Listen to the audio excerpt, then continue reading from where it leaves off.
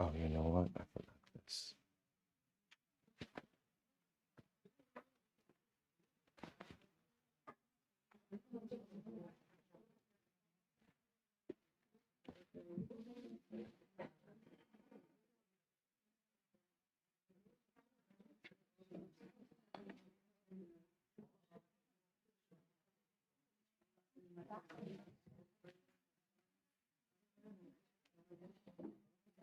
All right, good morning, everyone. Let us begin. So, welcome to this second part of our Tefillah series. My apologies for the cancellation last week. And what I'd like to try to do this week a little bit, Emirat Hashem, is to delve a bit more into some of the Hashkafa of Tefillah. So, last time we had our share, we really focused much more in terms of the nature of Tefillah, D'oraisa, D'Rabbanan, biblical, rabbinic. We spoke a little bit about the experiential nature of Tefillah.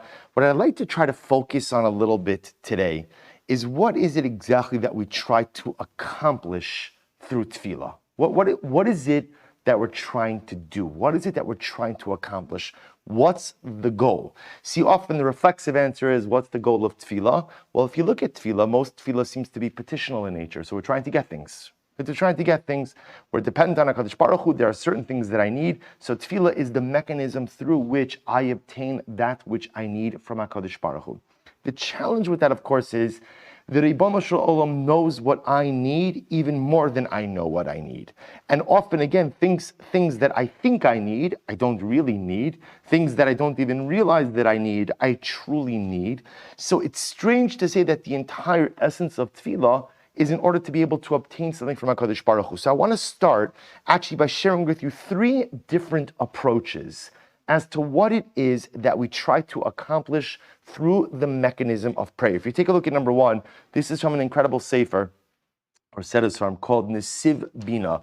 Nesiv Bina, I think I mentioned this in the last year, essentially like an encyclopedia on Tefillah. Anything and everything you ever wanted to know about davening, all davening, Hashkafa of davening, Halacha of davening, breakdown of Tefilos, Nesiv Bina by Rav Nathanson. So he writes as follows. He quotes three different opinions. The first opinion is of Shamshon Raphael Hirsch. If you take a look, we're not going to do all of this. I just want to show it to you kind of in like what we call Rashi Prakim, in general outline of ideas. So if you take a look again in 1 Aleph, Rav Shamshon Raphael Hirsch writes, he says as follows, Hamila lehispalo. So remember again, Rav Hirsch posits, in order to truly understand any particular dynamic, so look at the root of the word. So right, we look at tefillah.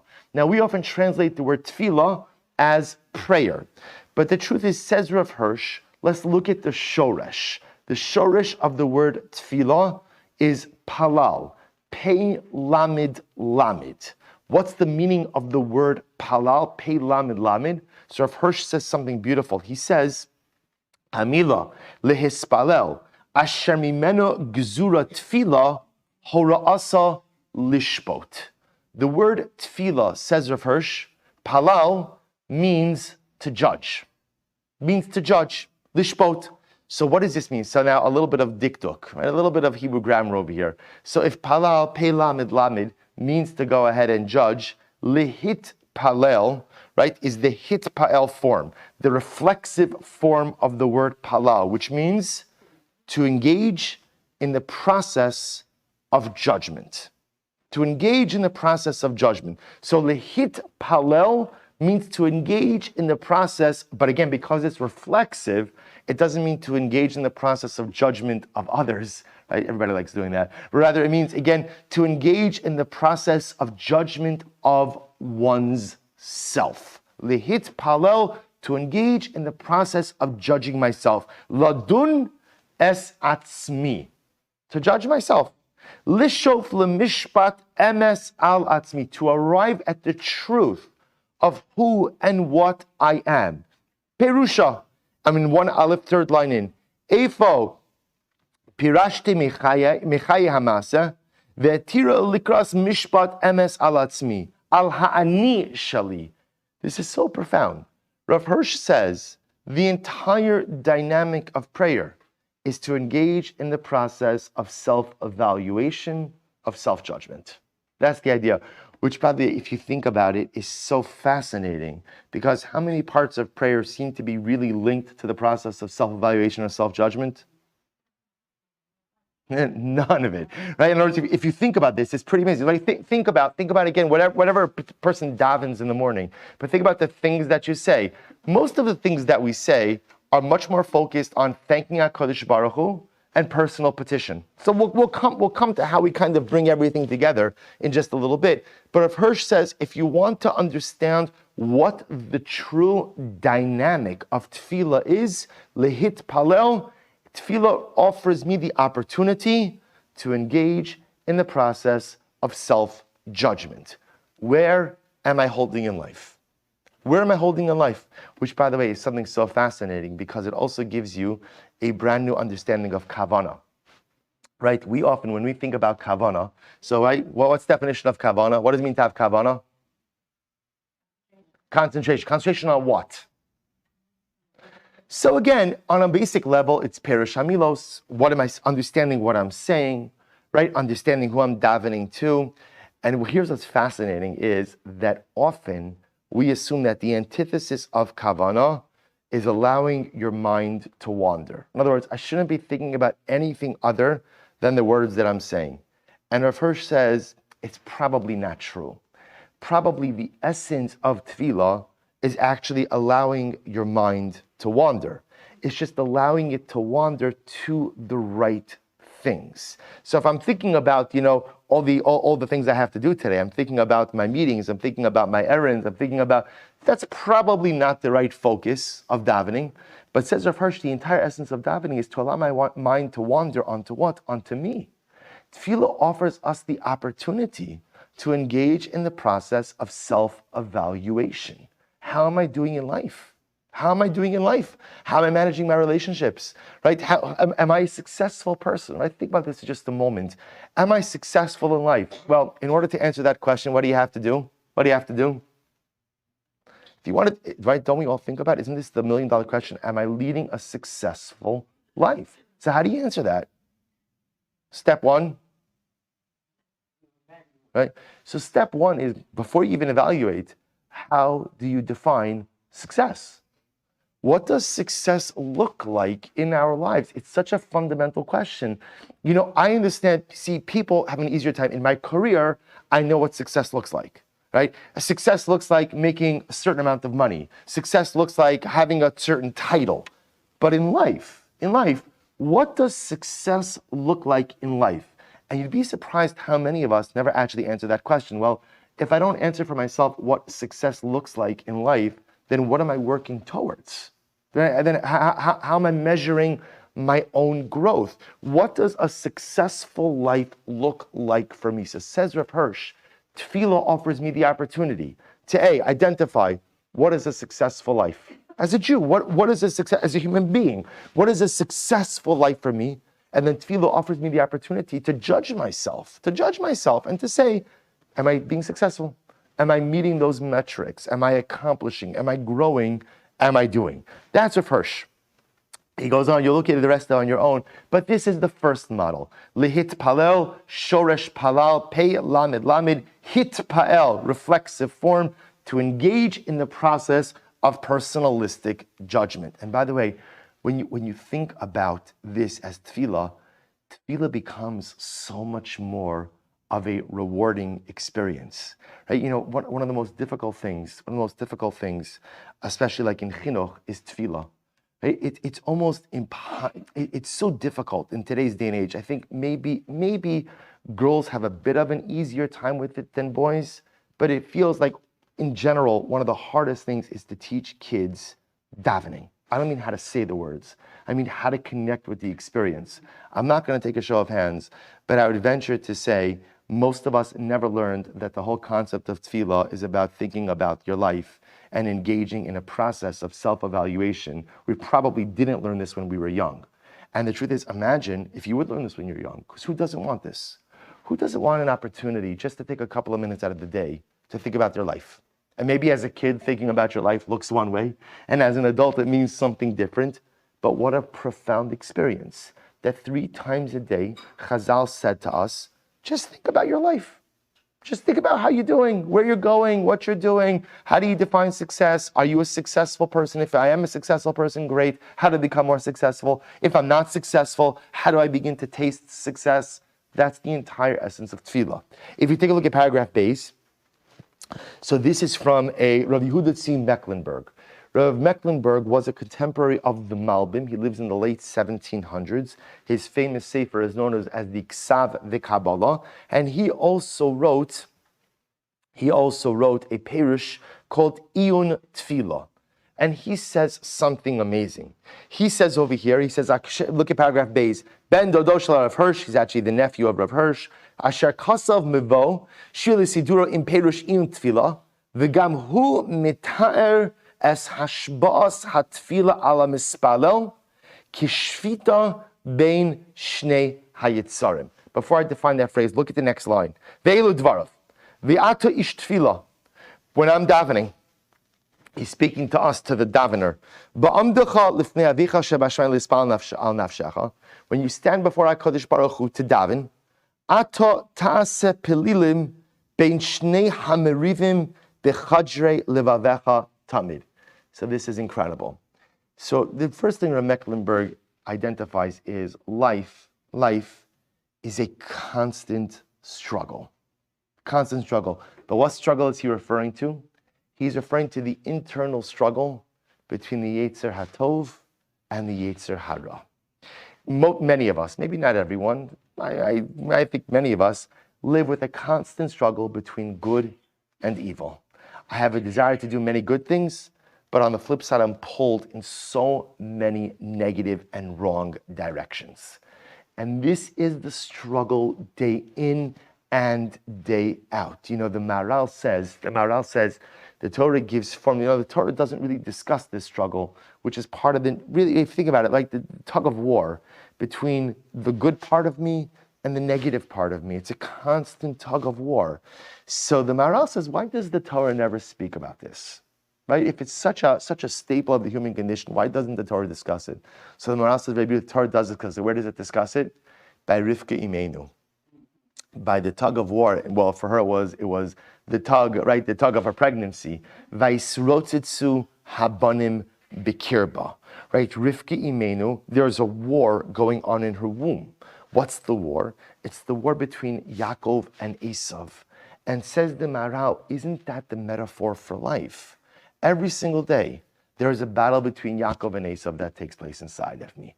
Every single day. Now, for some of us, it's a bit more pronounced. For others, fortunate ones, maybe it's a bit more nuanced. But many of us deal with a raging battle inside of us and have to actively suppress desires, wants, lusts that are just not appropriate. It's my Esav. It's my Esav inside of me that's trying to pull me in a different direction. Yaakov, the Yaakov of me, is trying to pull me in the straight and narrow, trying to allow me to actualize my potential. And the Esav inside of me is pulling me in a different direction. And by the way, isn't it validating to learn that we all have an Esav inside of us, right? I would say that sometimes one of the greatest disservices we do to Yiddishkeit is to kind of create this idea of perfection. That if you struggle with certain wants or desires or just different proclivities, if there's an Esav, there's something wrong with you, right? A good Jew doesn't have these pushes and pulls, and it's not true. A Jew is a human being, and every single human being lives with a constant Esav and Yaakov that are having a spiritual tug of war inside of me, each one wanting to claim dominance over my soul. And Rav Mecklenburg says something so beautiful. He says, Ata ta'aseh pelilim bein shnei hamerivim bechadre levavecha tamid. Tefillah represents the opportunity. Literally, again, he uses the English of pelilim to try to make judgment. We'll see how to define that better in just a moment. Between the two forces that are doing battle inside of the chambers of my heart. Mishpat tzedek tishpo pnima bein shnei yitzrei halev hapogim ze bazeh kol hayamin v'tamid hariv v'amitzach beinehem v'nilchamim yachtov. So again, Rav Mecklenburg describes this struggle which exists within each of us every single day. Lachein, listen to this. Ata behis palalecha, pelila ta'aseh b'neihem, umesharim tishbot lechai b'chnias ha'mechuyev lios aros. Listen to this. So it says Rabbi Mecklenburg, Tefillah offers us the opportunity to decide who you're siding with. Right? So I have this struggle inside of me. It's the struggle of Yaakov and Esav. There's a push, there's a pull. Which side do I identify with? Who do I identify with? Now, does choosing a side automatically go ahead and declare that one the victor and the other one the loser? And suddenly again, if I decide that I'm siding with the internal Yaakov, Esav is gone? No, the Esav never goes away. But it says on Mecklenburg, it is important, at least once a day, to go ahead and reinforce your affiliation. Who do you side with? Do I side with the Yaakov inside of me, or do I side with the Esav inside of me? And again, siding with Yaakov does not mean that the Esav struggles go away. But sometimes in life, you have to plant your flag. You know where this comes up often? You know, this comes up often in the realm of like chinuch with our children. That often with our children, right, in a home, parents have to espouse certain ideas and ideologies. This is what we believe in. But you know, there comes that moment where the ideologies you espouse are not necessarily the ones you live. Right? We all have that moment where there is like this little bit of disconnect, because I say I believe in this, but yet our lifestyle, maybe the home, doesn't fully reflect that. And as our children become more mature, the conversation we have with them is, there's two pieces. There's what I believe, and there's how I live. And for every single one of us, how we believe is never fully reflected in how we live. I shouldn't say that. Maybe you're Nashim Tzidkanios. So everything you believe is reflected in the way you live. For most of us, what we believe is never fully reflected in how we live. But every day I try to get a little bit closer. Every day I try to work. So I know what my Hashkafas are. I know what I really believe in. Do those beliefs find full expression in the way that I live? It's never 100%. But every day I'm trying to get a little bit closer. Every day I'm trying to get just to reconcile the vision of what I believe and the vision of how I live, just to align them a bit more. And it's a lifetime of work. It's a lifetime of work. If you ask me what I believe in, I could tell you everything I believe in. And I believe in it, believe shalom, with a complete heart. Do every single one of those beliefs find expression in the way that I live? Absolutely not. Absolutely not. I'm not perfect. I'm not perfect. So therefore, again, my beliefs are rock solid, but my behaviors are not. My behaviors are not. And says Rabbi Mecklenburg, this is the power of Tefillah. Tefillah is your pledge of allegiance. Tefillah is where I say, you know what? There is this constant tug of war inside of me. This constant tug of war. And Tefillah offers me the opportunity to say that although I don't behave perfectly, let me tell you where my allegiance lies. My allegiance is with Yaakov.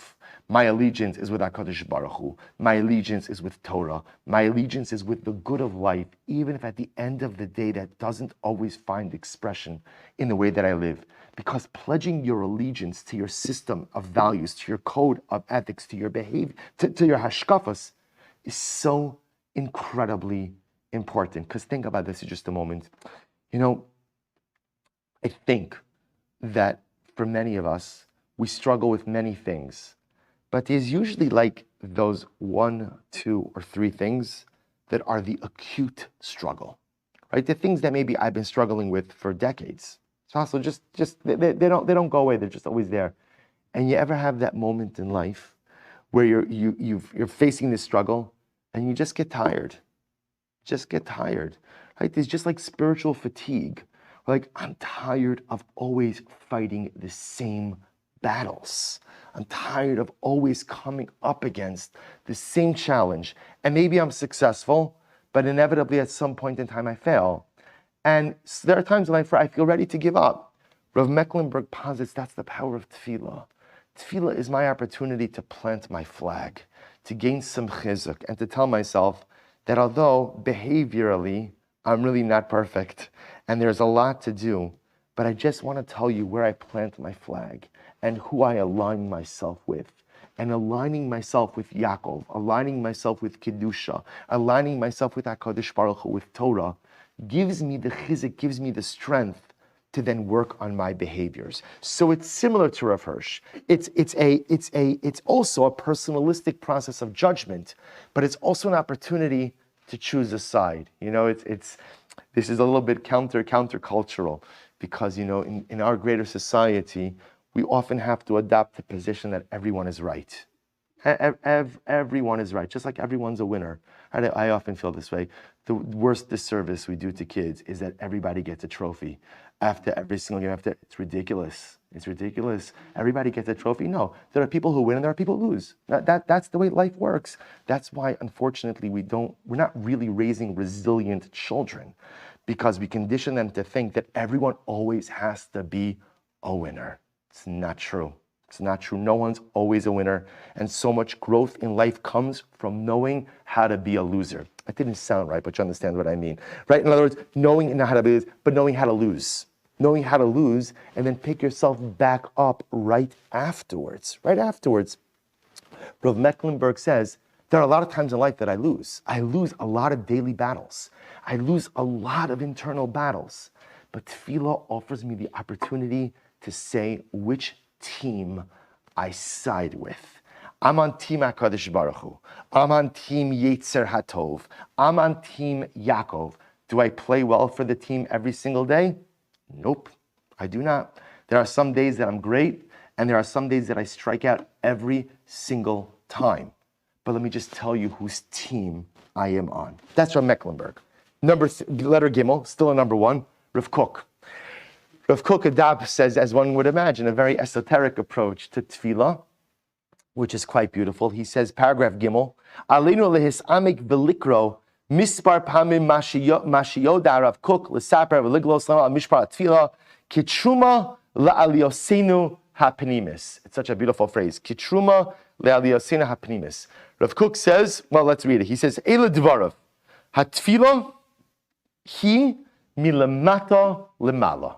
Look at that beautiful phrase. It says Rav Kook, the essence of tefillah, milamata, from below, lemala, to up above. Meaning what? Ketzad, mitoch osa hamayon, hamole kidusha tiv'is shebelibenu, harenu dolim, motzim es hargeshosav haidonos minakoach halapol.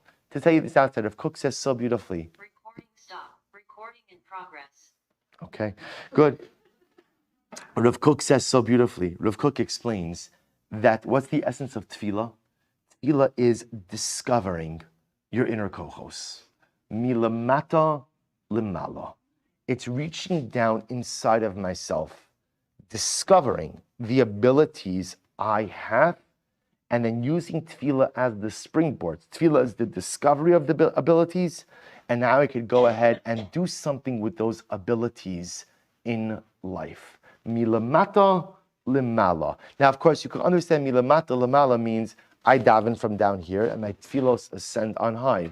Rav Kook says it means something different. Milamata, I reach deep inside myself, find the strengths, the abilities, the kochos that I possess, limala, and then uplift them by finding a way to plug them into dynamic activity. So again, the common denominator amongst these three different opinions is that the essence of tefillah is the opportunity to introspect, total opportunity to introspect, right? So different aspects of introspection. Rav Hirsch, judgment, personalistic judgment. Tefillah offers me the opportunity, how am I doing in life? How am I doing in life? Am I a successful person? Well, have I defined what success means? And if I've defined what success means, how am I measuring up? If I'm measuring up, great, how could I do better? If I'm not measuring up, how could I improve and get to a state of success? Rav Mecklenburg, Tefillah offers me the opportunity to plant my flag with my team of choice. Who do I side with? Who do I side with? Not everything is right. Not everything is correct. We live, like as I was mentioning before, we live in an age of moral relativity, right? You're not allowed to say that someone or something is wrong. You're not allowed, everyone is correct. That might work fine for greater society. We do not subscribe to that idea in our Hashkafa of Yiddishkeit. There is right and there is wrong. There are bad things, there are good things. That's why, who do I side with? Who and where am I planting my flag? And Rav Kook, Tefillah, the opportunity to look inside, discover my abilities, and then say, okay, what am I doing with these kochos? Milamata lemala. How do I dig inside myself, find what makes me unique, what makes me special? Then how do I plug it into the world? Now, by the way, what's incredible about this, I happen to find that when you look at these hashkafas of tefillah, tefillah itself begins to make so much more sense. Because suddenly, tefillah is not about God. It just sounds crazy, right? But tefillah is not about God. What is tefillah about? Or who is tefillah about? Me. Tefillah is about me. You see, everybody gets so wrapped up in the hashkafas about tefillah, HaKadosh Baruch Hu, he knows, what does tefillah matter? Who says tefillah is about God? I know it sounds strange to say. Who says tefillah is about the Ribbon Shalom? If you just look over here, now again, granted, I did not give you the full array of the opinions on the hashkafa of tefillah, but it is quite striking. Rav Hirsch, Rav Mecklenburg, Rav Kook, all three opinions saying don't make one mention of God in the context of tefillah.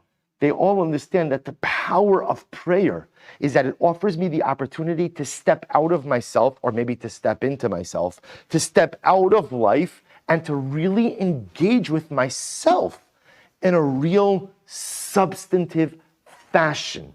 Judge myself, choose my team, find my kochos. This is the essence of tefillah. There's only one problem, right? What's the problem? What's the problem with these approaches? What's the problem?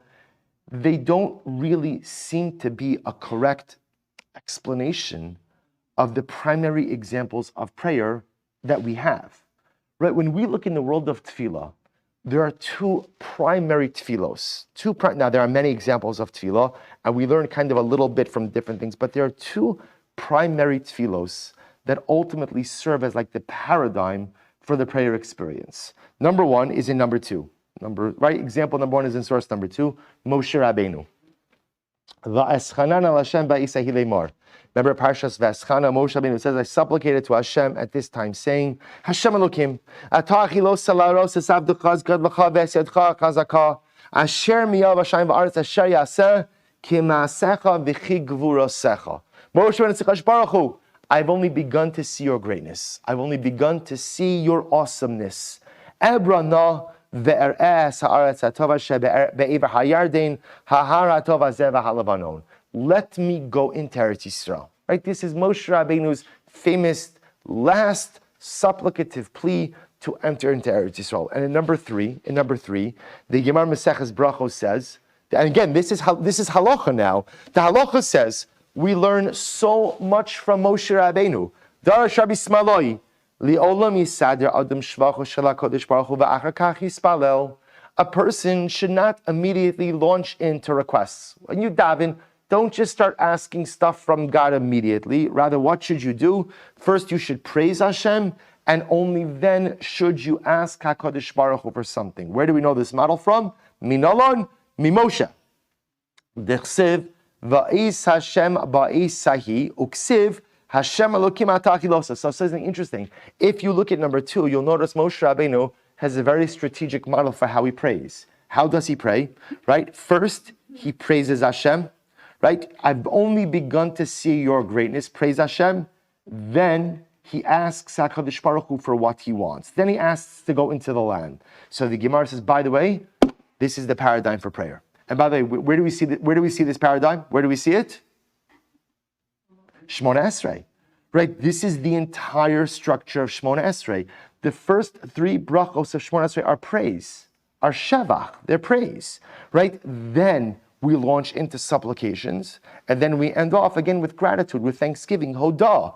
And again, this halacha l'maisa. So where does prayer find its model? What's the model for prayer? Moshe Rabbeinu. First you praise, and then you ask. First you praise, and then you ask.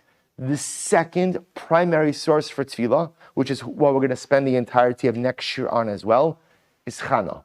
Now the story of Hana is a fascinating and riveting story, and how Hana becomes really the primary paradigm for Tefillah, even more than Moshe Rabbeinu in many respects. If you take a look at number 4, so this is from the beginning of Shmuel Aleph. So you know the story. V'atakam Hana acharei achla b'Shilo v'acharei shaso ve'evi hakohen yoshev al hakisei. So remember again, Hana, we know is barren. Hana doesn't have children. She goes up with her husband Elkanah and with his other wife Penina. Every year they go up to Shiloh, to the Mishkan. Hana is always very broken during this experience because Penina is there with all of her kids. So Hana finishes eating, and what happens? Pasuk Yud, V'hi maras nafesh. She's very bitter. She's very bitter. Vatispalel al Hashem ubacho tivkeh. Vatispalal al Hashem. By the way, that phrase is very interesting. What does Vatispalal al Hashem mean? How would you translate that? She davened on God. Now it happens in biblical Hebrew, al and el are interchangeable, right? So al, but it is interesting because part of Hannah's brokenness is in not understanding why God would not give her this most simple of prayers, right? I'm not asking for anything crazy. I'm just asking for a child. Just asking for a child. And there's a certain element of sadness, bitterness, and anger. And anger on the part of Hana. Why won't you give this to me? Vatispalal al Hashem. There's not necessarily just a tefillah el Hashem, but there's a tefillah on God. There's a taina. There's a complaint. There's a grievance against HaKadosh Baruch Hu. Vatidar neder vatomer Hashem tzavakos imro tira ba'ani amasecha uzechartani v'lo tishkach es amasecha v'nasat l'amascha zer anashim unisativ la'Hashem kol yemei chayav umora lo ya'al arosho. So Hana makes a dramatic promise. HaKadosh Baruch Hu, if you give me a son, I will give him to you. Which, if you think about it, is such a strange promise, right? In other words, she's waiting all of these years for a child, and effectively she says, if you give me the child, I will give him to you. So I will deny myself. Remember again, Hana did not raise her son, right? Who raised Shmuel? Who raised Shmuel? Eli HaKohen, right? Shmuel was brought to the Mishkan at the age of 3. He was weaned and he was brought to the Mishkan. That was it. That was it. His mother would visit him when she would go out and be Ola Regel. She would come up with Elkanah. That was it. She did not raise her child. Right? Eli raised her child. The Mishkan raised Shmuel. Vaya. So what happens? Go on a little bit. Vaya ki hirbisa lehispal lifnei Hashem. She davened incessantly before Hashem. Ve'eli shomer espia. V'chana himidaberes aliba. Hana ultimately was speaking in her heart. Raksifaseha naos, her lips were moving. V'kola lo yishamea, and her voice was not heard. And of course, vayachsheve Eli l'shikora. Eli never saw someone daven like this. Never saw someone daven like this. He thought she was drunk. More about that next week. What I want to show you, from a halachic perspective, Hana is incredibly important. How so? Take a look at number 5. Amar Rav Hamuna. Rav Hamuna says, another Gemara Maseches Brachos, Kama hilchasa gevurasa ikala mishra haikra dechana. How many incredibly important halachas regarding tefillah, regarding prayer we learn from Hana. For example, Hana hi medaberes aliba, mikan shem lemispalo shetzarech sheichavin libo. So it's interesting. The Gemara understands Hana medaberes aliba. The Gemara understands, to me, she had kavana. She concentrated. From Hana we learn you have to have kavana when you daven. Incredible. You have to have kavana when you daven. Raksifa naos. Furthermore, her lips were moving. Mikan lemispal sheyachtok b'svasav. Here we see from davening, it's not enough to scan the words with your eyes. You have to move your lips. In other words, you have to articulate words. So from Hana, I learned kavana. Isn't that incredible? The whole concept of kavana, that I have to have kavana when I daven, is learned from Hana. That I have to move my lips, that's from Hana. The kola lo yishamea, and her voice was not heard. What do I learn from there? Mikan sha'asr lahagbia kola betfilaso. You're not allowed to daven out loud. Now this is an interesting one. In other words, you're allowed to daven out loud, but the halacha is you can't daven out loud in a way that distracts other people. Let's learn from Hana. You could daven out loud, you could daven in an audible tone, but for certain things, let's say Shemona Esrei, you're not allowed to daven out loud, right? Shemona Esrei, you have to daven to yourself. It can't be audible to anyone else. But the idea is you're not supposed to daven out loud. So from Hana, we learn 3 incredible, one more halacha. V'yachsheveh Eli l'shikora. Eli thought she was drunk and therefore stopped her. Mikan sheshikar asr lehispalo. From here we learn that someone who is drunk is not permitted to daven. So look at these incredible halachas that we learn from Hana. So from Hana I learn, number one, you have to have kavana. From Hana I learn you have to move your lips when you daven. From Hana I learn that you're not allowed to raise your voice in a distracting fashion. And from Hana I learn you can't daven under the influence, right? You can't daven drunk. So first I just want to point out, isn't it incredible that we learn so much more from Hana than we learn from Moshe Rabbeinu? From Moshe Rabbeinu I learn a framework. Praise, petition. You don't go right into asking for whatever you want. First you praise HaKadosh Baruch Hu, then you get into what you want. But from Hana, it's incredible. From Hana I learn kavana.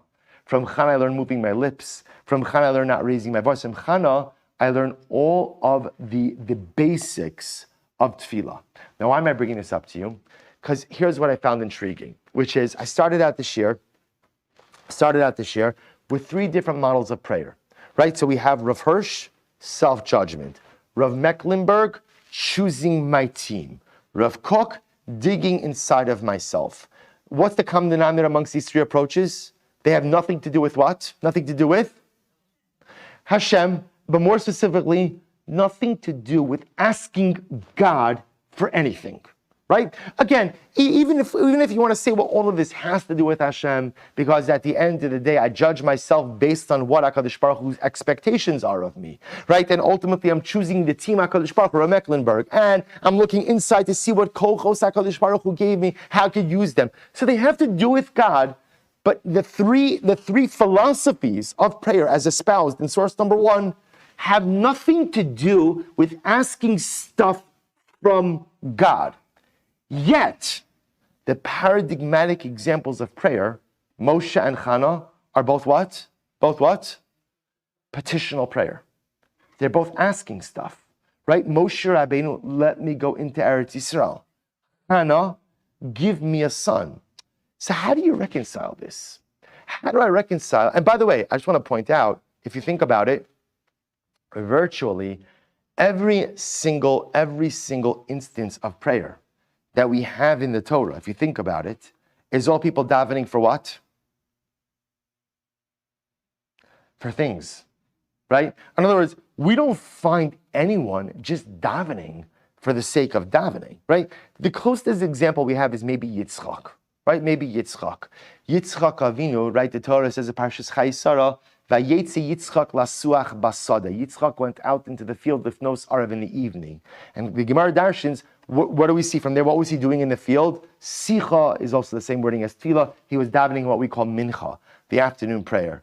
Yitzchak is maybe the only example of someone who now what is Yitzchak davening for? What is he davening for? I don't know. It doesn't. In fact, Rabbi Yitzchak Berditchev says so beautifully. He says this is the power of mincha. He says that's why mincha is fascinating. Mincha is the most powerful tefillah, the Rebbe says. In Chassidus, there's a concept like this, that mincha is the most powerful tefillah. Why? The Rebbe says something so beautiful. He says, Shachres, you have to daven to God, right? Why? Because the whole day is ahead of me, and so many things could go right, and so many things could go wrong. I need divine assistance. Davening at night, you have to daven at night. Why? Because nighttime is filled with so much uncertainty and so much danger. I give my soul back to HaKadosh Baruch Hu. I need to daven at night. Middle of the day, do I need to daven? No. He says, why does a Jew daven in the middle of the day? Why do I daven mincha? Simply because I want to connect. That's why he says, that's why it's called mincha. Mincha actually means a gift. A gift. It's just a prayer for the sense of connection. That's why mincha is one of the most powerful tefillos that we have. My point is, in Chumash, you only find people praying for stuff. Right? You don't find them engaging. So how do you reconcile this? I have three philosophies, 3 Hashkafas of Tefillah, which are beautiful, all about engaging in the process of self-judgment. Where am I holding in life?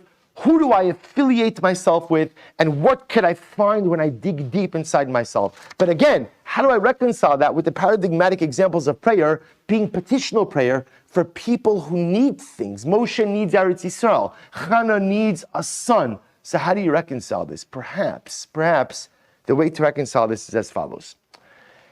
Tefillah starts with asking for things, right? Why does it start for asking for things? Let's think about this just a moment.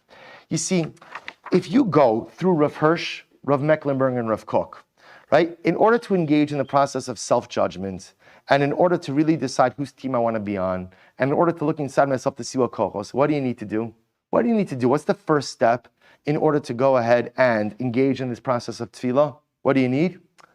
A person needs to make themselves vulnerable. See, that's really the first step of tefillah, is vulnerability, a willingness to make myself vulnerable. You know, most of us don't like to ask ourselves the question, am I successful in life? Why don't I like to ask that question? Because I don't want the answer. Because the truth is, no, even if I am successful, am I as successful as I could be? No, absolutely not. I don't like asking myself that question. It's a difficult question. I don't like making myself vulnerable. Whose team do I affiliate with? You know, it's easy. Of course, I'm Team God. Rah, rah, Team God. Absolutely. I'm all about Yaakov, all about Kedusha. Really? Is that true? Is that really where I planted my flag? Is that really what my lifestyle is conducive of? Is that really reflected in the decisions that I make in life? Is that really true? Right? Do I really want to look inside myself to find my kohos, to find my strengths? Because if I find my strengths, you know, the best thing in life, right? I've often felt this. You know, who sometimes you ever have a day like that, right? Where you go ahead and you come home and maybe you see like the person mowing his lawn, and maybe again he's just the guy who's sitting on the tractor mower and he's just going back and forth and he's got his earphones in, and you say to yourself, you know what, I want that guy's life. I want that guy's life. That's what I want. I don't want to have to think about anything. And I just want, of course, that guy has his own peckle, I guarantee you, right? But it's really difficult to make ourselves vulnerable. It's really, and most of us live in a very guarded fashion. We create high walls. I don't want to bring down my walls. I don't want to make myself vulnerable, because if I have to make myself vulnerable, and it's not just that, it's most of us, the other piece about making yourself vulnerable is when you have to begin to accept responsibility over things. And instead, if I just keep my walls high, we all have people in life who we could blame. The reason why things are the way they are is because this person this and that person that. And I like to keep my walls high, because the moment I make myself vulnerable, I may have to take some ownership as to why things are the way they are. So most of us don't really make ourselves vulnerable. We don't really, we just, because it opens the door to too much discomfort. The three philosophies of Tefillah, Rav Hirsch, Rav Mecklenburg, and Rav Kook, all require personalistic vulnerability. I have to really be willing to look inside myself and to be honest. And to be really brutally honest about who and what I am. And most of us most of us are unwilling to do that. So there's a step to creating vulnerability. What's the first step in creating personalistic vulnerability? Is asking Hashem for things. See, because if you think about it, that's also vulnerability, right? When I ask God for things, what am I essentially saying? What am I saying? I am not the provider of all, right? I'm not the provider of all. As hard as I work, I can't guarantee my parnasa. And as much as I want it, I can't go ahead and ensure my health. And as much as I desire shidduchim, children, all different things like that, I could put it in my hishtadlos, but at the end of the day, HaKadosh Baruch Hu needs to come through. He needs to come through. When we ask for things, that by definition is an expression of vulnerability. But it's a vulnerability that most of us are comfortable with. I don't have a problem saying I don't control everything. I don't have a problem saying, God, I need you to give me A, B, C, D, and E, because Kadosh Baruch Hu runs the world. I'm comfortable with that level of vulnerability. But the hope that Chazal had for us is that after you take that first step of vulnerability, a reliance on HaKadosh Baruch Hu, I'm vulnerable, God. I can't provide everything. I want more than anything to have certain things in life. But I recognize that I have to put in my human effort, but my human effort only bears fruit if you bless my efforts with success. That's an expression of vulnerability. And the hope is that once I can make myself vulnerable by asking HaKadosh Baruch Hu for things, I can make myself vulnerable enough to engage in true prayer. So petition petitional prayer is gateway prayer, right? Petitional prayer is what opens up the process, but it's only the beginning. Petitional prayer allows me to make myself vulnerable in a comfortable way. And then I have to make myself vulnerable in an uncomfortable way. And that's when I begin to do all of these three processes. Judge myself. Am I successful? Am I not successful? If I'm not successful, why am I not successful? What am I doing? What can I be doing? And how am I gauging that success? Who do I really affiliate with? Team Yaakov or Team Esav? Who do I plant my flag with? And is that reflected in the way that I live? And lastly, what are the kochos I possess? Do I have kochos? Of course I have kochos. Have I discovered them? Or have I just resigned myself to a life of mediocrity? Am I okay with coasting because it's so much easier than looking inside myself? Those are questions that are really difficult questions to ask of ourselves. And those are questions which require a heightened sense of vulnerability. So perhaps when we bring this all together, yes, the paradigmatic examples of prayer are Moshe and Hana. Examples where people are asking for things. Not that the essence of Tefillah is petitional prayer. The essence of Tefillah are the first three things we started out with tonight. Personalistic evolution. That's the goal of Tefillah. But that requires vulnerability. Asking HaKadosh Baruch Hu for things allows us a first step into the realm of personal vulnerability in a way that doesn't make us exceedingly uncomfortable. But the hope is, think about this, by the way, isn't this true in every relationship? Right? A person gets into a relationship, and the truth is, the scary part of any life relationship is when you have to make yourself vulnerable to another human being. That's the hardest part of any relationship. And especially if you've been hurt in the past, right? There's even a greater sense of reticence to make myself vulnerable. But if you don't make yourself vulnerable to the other, the relationship is stunted. It cannot progress. The power of prayer lies in making ourselves vulnerable. Because it's only once there's vulnerability that we can engage in the introspective process of prayer. But asking HaKadosh Baruch Hu for our petitional requests is the first step in that vulnerability. So it turns out that asking God for stuff, which so often in the Hashkafa of prayer occupies center stage, is not an ends, it's a means. The goal of Tefillah is Rav Mecklenburg, Rav Hirsch, Rav Kook. That's the goal.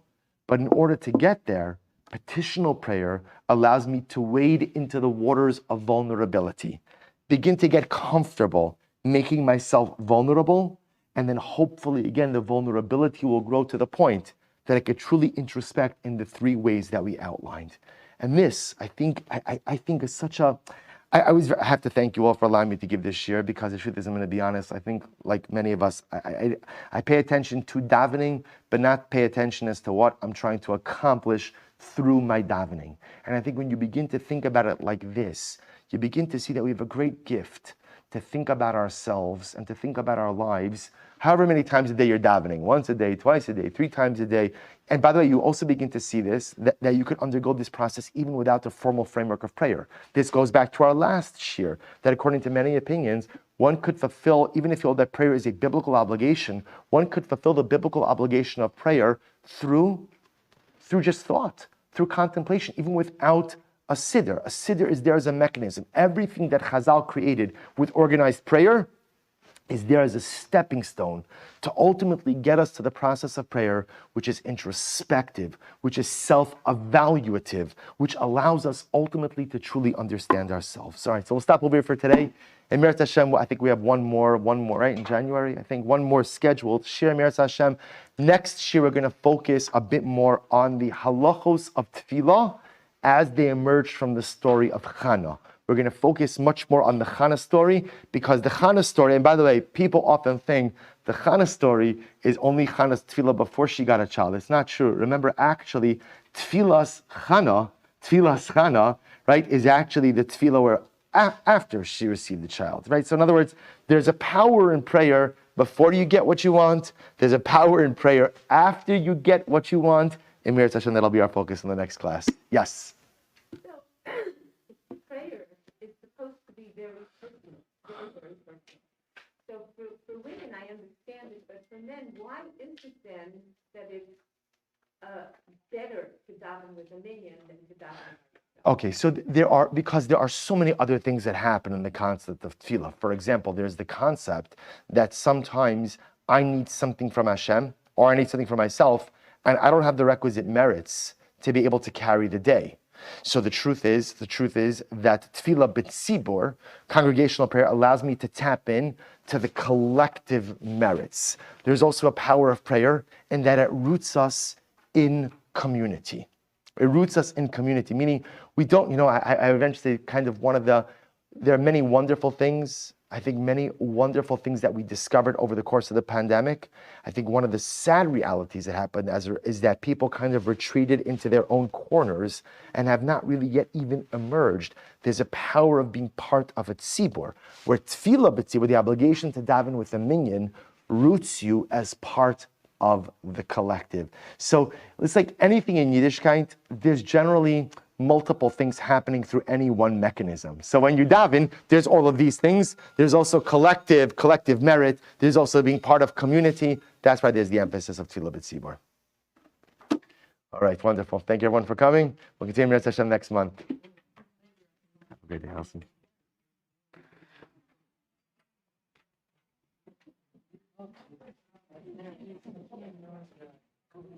Can I talk to you just for 1 second?